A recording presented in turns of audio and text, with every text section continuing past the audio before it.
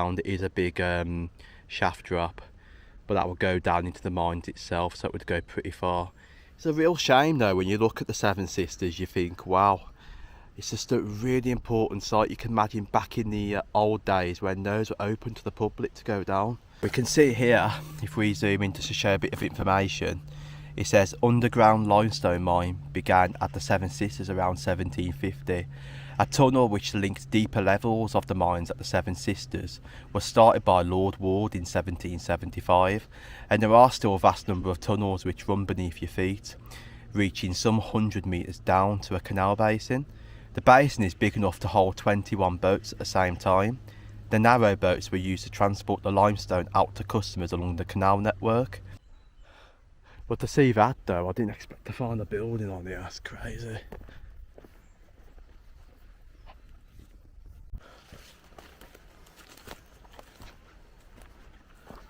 Oh wow, that is so cool.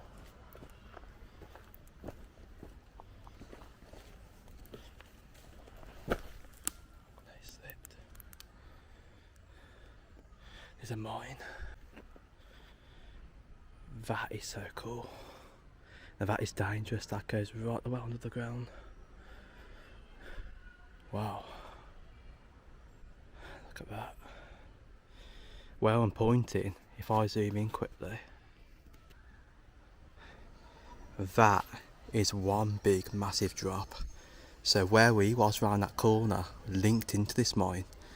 So there is definitely some sort of big cavern down there. Let's see if we can get like a little bit of a better angle.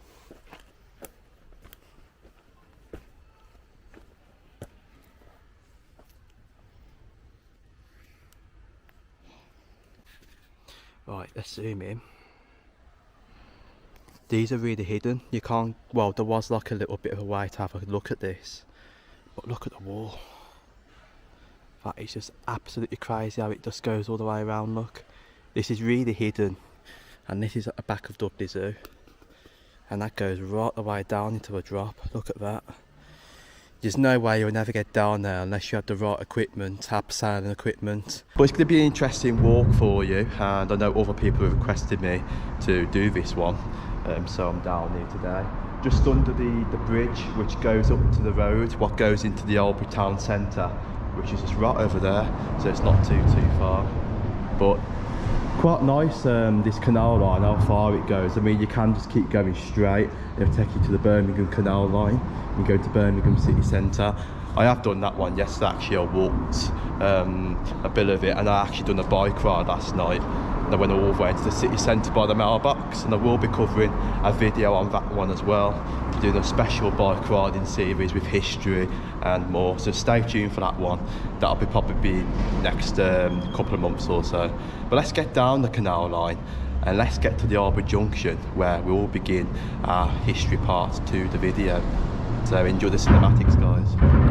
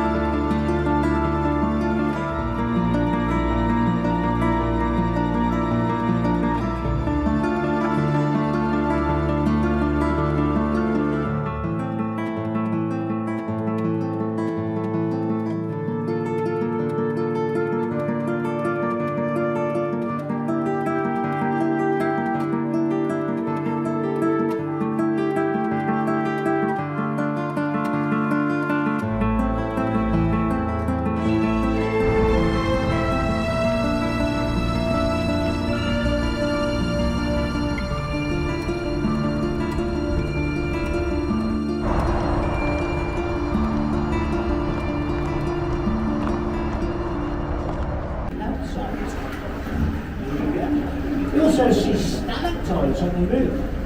Now these are forming when the water's dripping. There you go. So as the water drips, they form straw stalactites. They get longer and longer every time the water drips. There you go. There's a drop. The extraction of the stone left behind a network of vast caverns, which became an attraction for scientists, engineers, and visiting dignitaries from abroad. The Dudley Caverns have also played an important role in the development of the science of geology, and became renowned internationally for the quality and diversity of the fossils that have been discovered here. In 1849, addressing a meeting of scientists here in the Dudley mines, gives us the equivalent to becoming a World Heritage Site in geological terms. Yeah. So, because the amount of varied fossils that are here, Yeah. you know, it's led to a massive increase in geological history. Oh, right. Nice to see it though, isn't it? All like the different ones that are on there. Yeah. Do you know much about this one on the left? It is a coal mine, isn't it? Tipton Colliery. It was Tipton Colliery was a limestone and a coal mine. Oh, was What it? it does is it goes back about 20 feet. Yeah. Drops down a shaft 80 feet. Oh, and the right. actual mine itself is directly underneath us now. Oh, right. So this was a loading wharf. Yeah. So the two tools that you can see either side, that is to allow boats to be moved backwards and forwards by the children who were loading up the boat. And, Yeah, you can see it's blocked off a bit in, isn't yeah, it? but it does drop down. Oh, right. Same as flooded mine. The flooded mine. Mine. Working around the edge. You get your moorhens as well, a bit more further up on the different kinds of pools, after where the dams are at the top. But just coming around the corner now, there is actually like a little sign telling you about the different wildlife which you can get on here, the birds. So I will quickly show you that.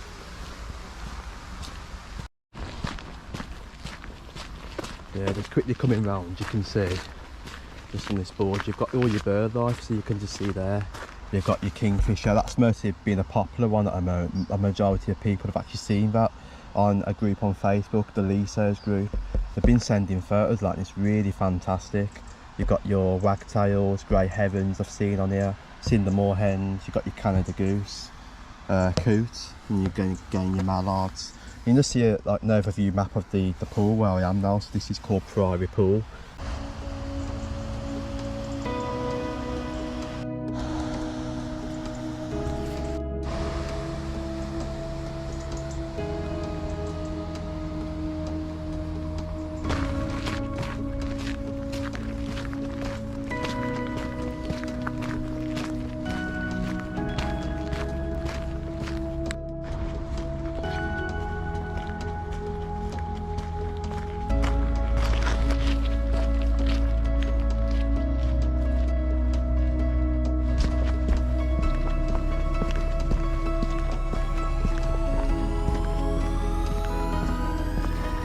Now. Subsequently, Thomas Telford was engaged to improve the canal using straight routes wherever possible. Still navigable today, gave a shorter journey than the original, went close to the key industrial works and included a number of cutting projects. So as you just said earlier, down there, what I mentioned is old industry being along the canal line. That's actually why this canal was actually here back then. So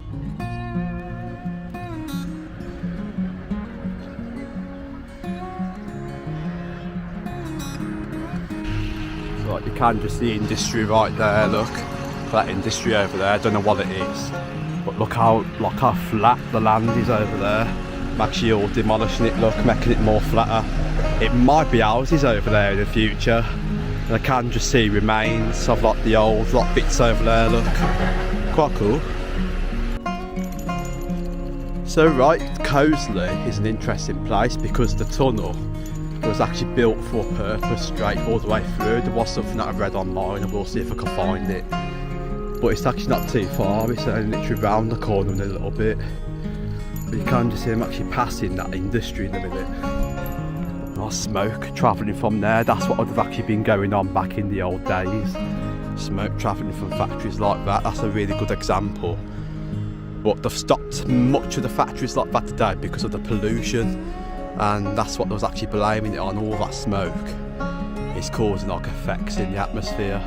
But imagine thousands of them across the Black Country going, but deeper smoke with coal mines. Imagine how dark it would have been with that going, all the fog. Well, that's quite cool seeing some of the industry going, look. On a bike ride, guys, I'm in Wolverhampton. Keep me fit and active for the day. But here's the interesting part of the canal section that I wanted to show you. Pan around, look at this. What is this place?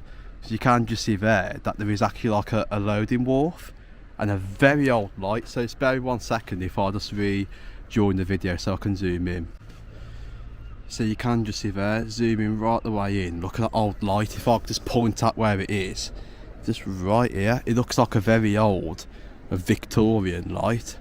So I'm guessing this place here dates back way back a bit. Don't know what it possibly could have been used for at all. So if you do know, if you recognise this place, it's near to the Go Outdoors in Wolverhampton, and it looks like it may have served a factory, but let's go and have a look. If I leave my bike there a second, look at this from the side. You can just see there is like an old crane thing here, look, and that would actually loaded stuff and dragged it from the bottom. I think there's like a crane on there, but that is actually on wheels, so that would have actually gone from section to section. But I think the wharf itself is old because of that light.